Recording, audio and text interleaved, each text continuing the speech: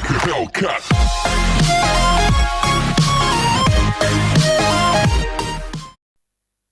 Hello and welcome back to the channel, where today we're taking a look at some smash it in your face wrecking racing with Destruction Derby.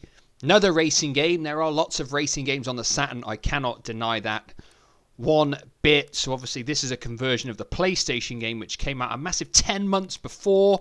Didn't come out until August of 1996 on the Saturn, so it had almost a year had passed basically since the PlayStation version. So you would be forgiven for thinking there should be some upgrades, better features, all that kind of stuff on the Saturn. Anyway, you get on the menu screen and it's loaded up. Now, one thing I noticed, apart from when it's on options, it's very hard to tell where the cursor is on the screen. Now, I'm colorblind, so maybe that's got something to do with it. But when you're picking it, you've got Wrecking Racing, Stock Car Racing, Destruction Derby, Time Trials. They're your four main modes, Wrecking Racing basically being the main one. And you can go through a championship, Wrecking Racing being a combination of Stock Car Racing and the Destruction Derby added together, so you're racing, but you also get points for smashing into the other cars as well. The Destruction Derby is just a bowl, basically, where all the cars are crashing into each other, trying to get points. Stock Car Racing is racing with no points allocated for smashing the other cars. And Time Trial is, yes, self-explanatory. Time Trial. It's the first race of the season. So, like always, I'll break it down into the way it looks, the way it plays, the sound effects, and the overall lifespan. The game will give you, once you load up, once you're in the race, you'll probably notice the graphics are not particularly impressive. We have got pop-up, especially on the barricades. When you're going around a straight, you will see it pop up, pop up, pop up, and it is continuous. And there is pop-up in the scenery massively, driving around. But in all fairness, once I was playing the game and concentrating on driving, the pop-up wasn't much of an issue. In fact, the ropey graphics in general aren't really much of an issue. When you're actually playing the game, you can see the car glitches through the side of the fence. The graphics engine of this game is poor. It is just bad. You consider it's come out after Sega Rally, which just slaughters this game graphically. I don't really know what else I can say. Visually, it's a letdown. It's disappointing. All the cars basically look the same shape. They've just different, just got some different colours on them basically to differentiate from each other. In terms of special effects or anything like that, yeah, you've got some sprites coming out the back for your exhaust. You've got the plain black shadows under the cars, which I much prefer over the pixelated mesh effects to try and create transparencies. I would just rather have a black shadow under the car. I just think it's better. You know, if you compare it with Wipeout, the late game I reviewed last, Wipeout is a better looking game, definitely. Just in its general style, general appearance of the game. It's definitely not the worst looking game ever. I don't think the pop-up is as bad as perhaps Daytona USA, but visually the game is not a feast for the eyes. It's more of an eyesore. Like I said, graphics aren't necessarily the most important thing with this title.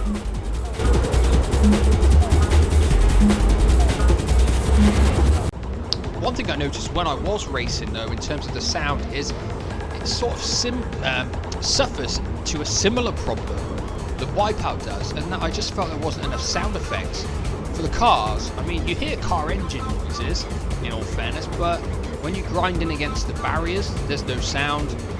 There's just a lack of sound, which means the music is massively important again, because it kind of hides that, and it's kind of like the general music you got from the racers in the mid-90s. Nothing memorable, nothing spectacular. It fits the game, it's suitable, you know, it's not really a strength, it's not really a weakness, it's just there. And thankfully it hides the fact that there's just a lack of sound, in my opinion, in general. Now, it's a bit more when you're doing a Destruction Derby and you're smashing into each other, there is a bit more noise and stuff in there, but again, it's just not loud enough for some reason. I don't know why. I don't know why the developers... You think about the storage space for CD, I think it's 670 megabytes. I haven't put this game in my PC to see if I can find out how much it takes up, but I bet it only takes up about 100 megabytes of data on the disk. you just think of all the spare space that they could have used for more music, more sound effects, more graphical effects. It's just a little bit disappointing. So the sound in general isn't really a strength. It's not really that good.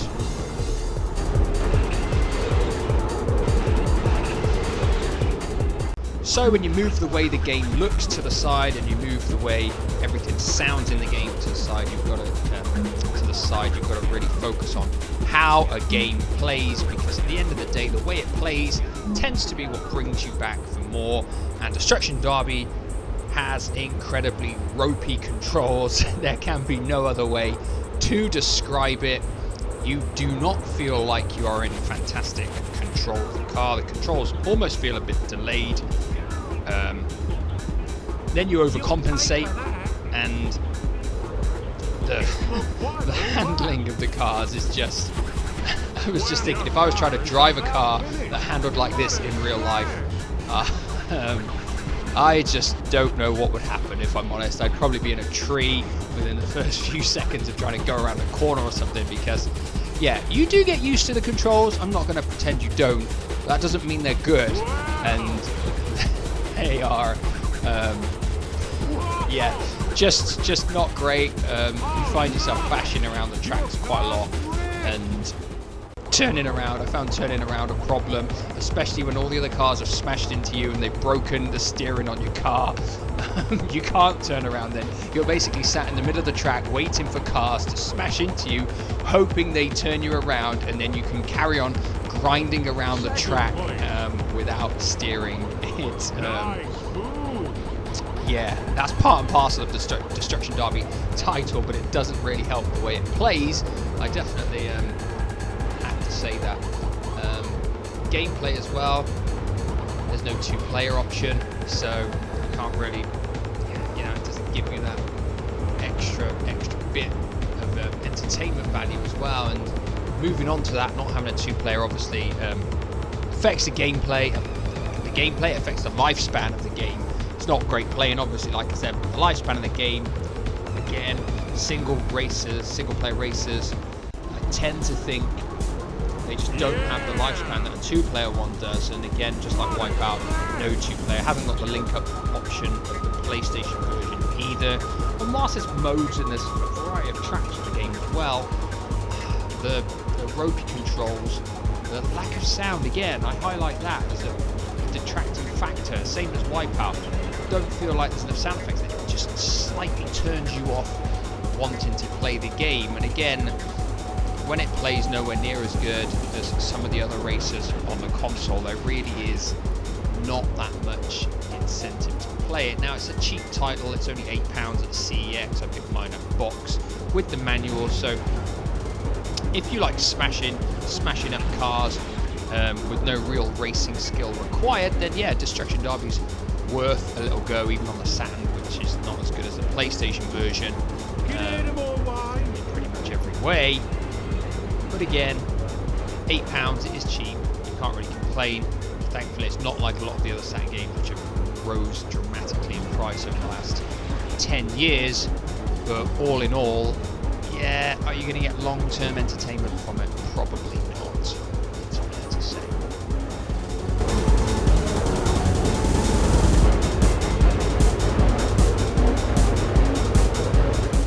So, that was Destruction Derby on the Saturn. It would have been interesting to see what Destruction Derby 2 had been like if they'd have got round to putting that on the Saturn, but we never got that. We only got the original Destruction Derby. It's not that good.